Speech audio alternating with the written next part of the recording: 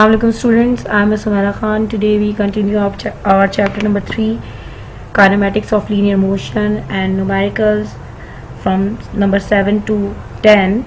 And number 7 is the velocity of a motorcycle increases by an acceleration of 2 meter per second square and becomes 20 meter per second in 5 seconds. Find the initial velocity of the car.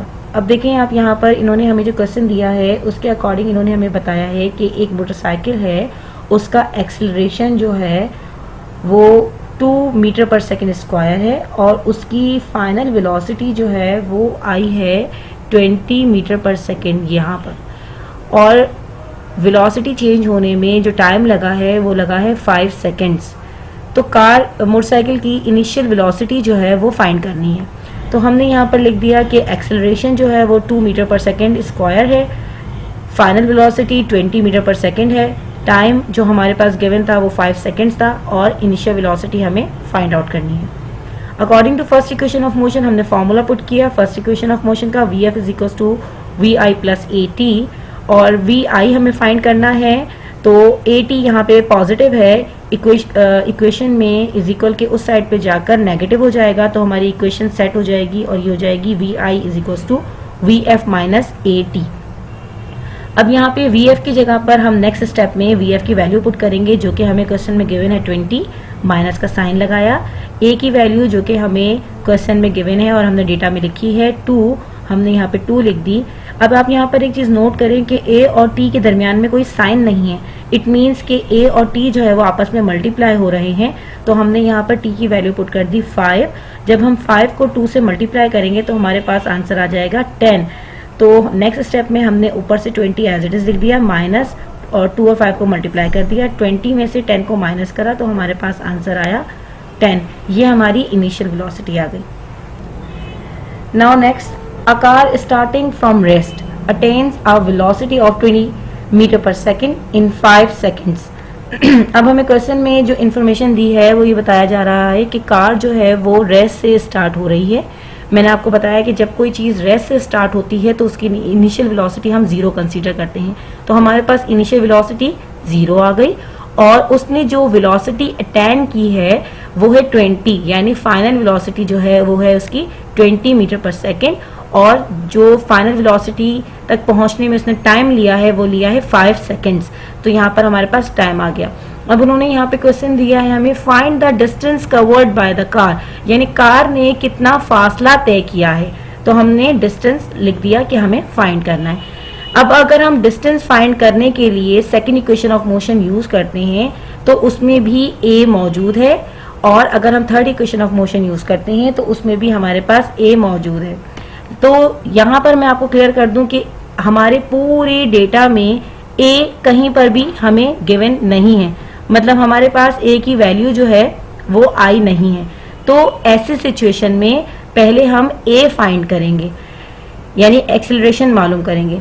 तो acceleration मालूम करने के लिए हमने acceleration का formula put कर दिया। Acceleration is equals to Vf minus Vi divide by T।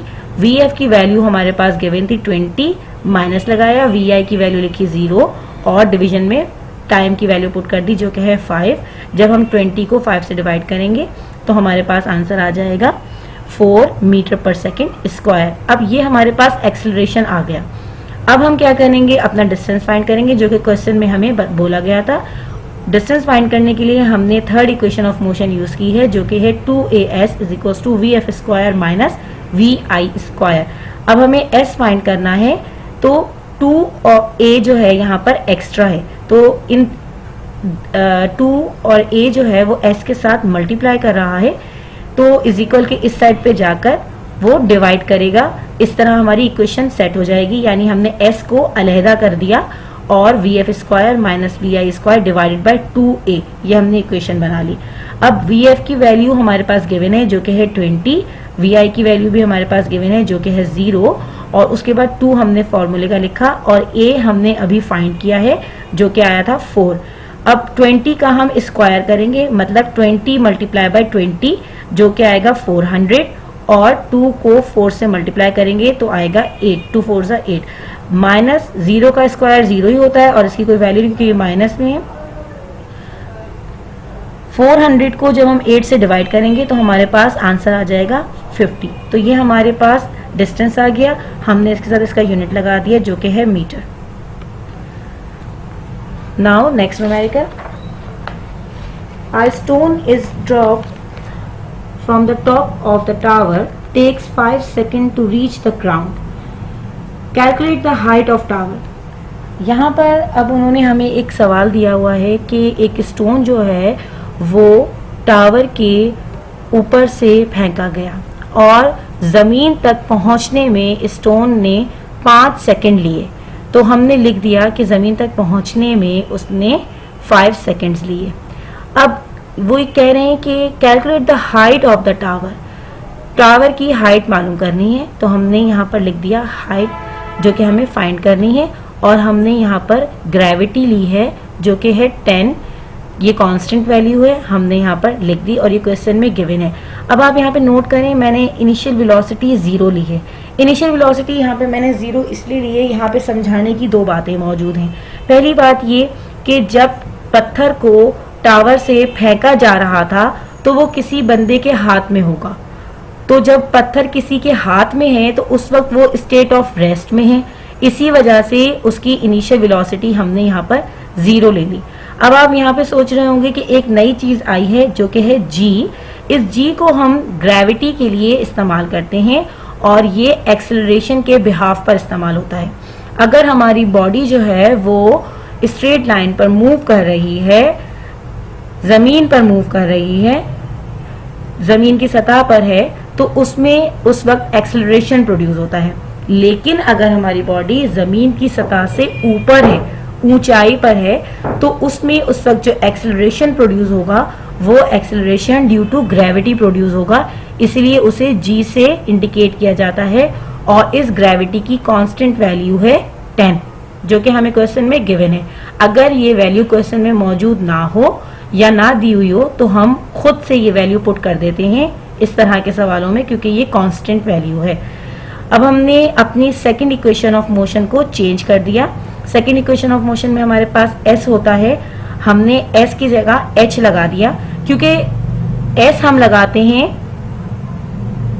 Horizontal distance के लिए और यहाँ पर हमने हाइट मालूम करनी है यानी वर्टिकल डिस्टेंस मालूम करना है, तो हमने इसीलिए h लगा दिया और हमारा जो फॉर्मूले का GA है वो कन्वर्ट होकर G में आ जाएगा और हमारे पास फॉर्मूला बन जाएगा H = VIT + 1/2 GT²। हमने अब आप यहाँ पे नोट करें, अब हम H लिखेंगे और VI की जगह पे उसकी वैल्यू पुट करेंगे जो कि है 0 और टाइम हमारे पास है 5 सेकेंड्स। 1/2 हमने फॉर्मूले का लिखा और G की वैल्यू कांस्टेंट है तो हमने यहाँ पर कांस्टेंट वैल्यू 10 लिख दी और T हमारे पास गिवन है 5, हमने यहाँ पे 5 लिख दिया। अब जब 0 5 से मल्टीप्लाई करेगा तो 0 ही हो जाएगा, ये वैल्यू हमारी ख़त्म हो जाएगी और यहाँ पर हम इस 2 से इस 10 को कैंसिल कर देंगे तो हमारे पास आंसर आएगा 5 और 5 को जब 1 से मल्टीप्लाई करेंगे तो नेक्स्ट स्टेप में हम लिख देंगे 5 और यहाँ पर इस वाले 5 का हम स्क्वायर करेंगे। 5 5 = 25 तो हमारे पास नीचे आ गया 25 को जब हम 5 से मल्टीप्लाई करेंगे तो हमारे पास आंसर आएगा 125, यानी 125 जो है वो हाइट आ गई टावर की और इसके साथ हम इसका यूनिट लगा देंगे जो कि है metre. Now next numerical, next numerical हमारे पास है a bus is moving with the velocity of 72 km/h on the application of the brakes it stops after covering a distance of 500 meter. Calculate the deceleration produced by the brakes. अब यहाँ पर उसने हमें ये बताया है कि एक बस जो है वो मूव कर रही है और उसकी इनिशियल वेलोसिटी जो है वो है 72 km/h जो कि हम डेटा में लिख देंगे कि इनिशियल वेलोसिटी हमारे पास मौजूद है 72 km/h और उसके बाद उसने हमें ये बताया है कि on the application of brakes यानी ब्रेक्स अप्लाई हुए हैं। जब भी हम ब्रेक अप्लाई करते हैं जाहिर सी बात है हमारी गाड़ी रुक जाएगी और जब हमारी गाड़ी रुक जाएगी तो फाइनल वेलोसिटी हमारे पास हो जाएगी 0 मीटर/सेकंड। अब वो कह रहे हैं कि ब्रेक्स अप्लाई करते वक्त उसने जो फासला तय किया है यानी जब गाड़ी बस मूव कर रही थी तो उसने जो फासला तय किया है वो है 500 मीटर। तो कह रहा है कि डीसेलरेशन जो प्रोड्यूस हुआ है, मैंने आप लोगों को बताया था कि गाड़ी की स्पीड या किसी बॉडी की स्पीड ज़्यादा से कम हो तो उस बॉडी में नेगेटिव एक्सेलरेशन प्रोड्यूस होता है, जिसे हम डीसेलरेशन कहते हैं। तो वो कह रहा है कि डीसेलरेशन जो प्रोड्यूस हुआ है वो कैलकुलेट करना है। तो अब आप यहाँ पर देखें कि हमारे पास जो क्वेश्चन में वैल्यू गिवन है इनिशियल वेलोसिटी वो है 72 किलोमीटर पर आवर। अब हम इस किलोमीटर पर आवर को कन्वर्ट करेंगे। कन्वर्जन का तरीका मैं आप लोगों को पहले भी बता चुकी हूँ। यहाँ पर मैंने रफ वर्क में दोबारा लिखा है, 72 को हमने 1000 से मल्टीप्लाई कर दिया किलो की जगह पर, और आर की जगह पे 60 मल्टीप्लाई बाय 60। 1 घंटे में 60 मिनट होते हैं और 1 मिनट में 60 सेकेंड्स होते हैं। 72 को 1000 से मल्टीप्लाई करेंगे तो हमारे पास आंसर आएगा 72,000। 60 को 60 से मल्टीप्लाई करेंगे तो हमारे पास आंसर आएगा 3600। जब 72,000 को हम 3600 से डिवाइड करेंगे तो हमारे पास आंसर आएगा 20 मीटर पर सेकेंड। ये हमारी इनिशियल वेलोसिटी है और इसके साथ ही हमारा यूनिट कन्वर्ट हो गया। अब हम इनिशियल वेलोसिटी की वैल्यू 72 किलोमीटर पर आवर की जगह पर 20 मीटर पर सेकेंड लिखेंगे। अब हमें एक्सेलरेशन फाइंड करना है। तो एक्सेलरेशन फाइंड करने के लिए हमने फॉर्मूला अप्लाई किया 2as is equal to V F square minus V I square, जो कि हमारी थर्ड इक्वेशन ऑफ मोशन है। एक्सेलरेशन फाइंड करना है, अपनी इक्वेशन को सेट कर लेंगे। 2 और s यहाँ पर मल्टीप्लाई कर रहा है, इज इक्वल के साइड आप आकर डिवाइड करेगा। वी एफ की जगह पर हम वी एफ की वैल्यू पुट करेंगे जो कि है 0, और वी आई की तरफ हम वी आई की वैल्यू पुट करेंगे जो कि हमने अभी ड्राइव की थी 20। 2 हम ऐसे का ऐसे ही लिखेंगे। डिस्टेंस हमारे पास था 500 जो कि हमने लिख दिया। 0 का स्क्वायर करेंगे तो 0 ही आएगा, माइनस का साइन एज इट इज उतारा। 20 का स्क्वायर करेंगे 20 मल्टीप्लाई बाय 20 तो हमारे पास आएगा 400, और 2 को 500 से मल्टीप्लाई करेंगे तो हमारे पास आएगा आंसर 1000।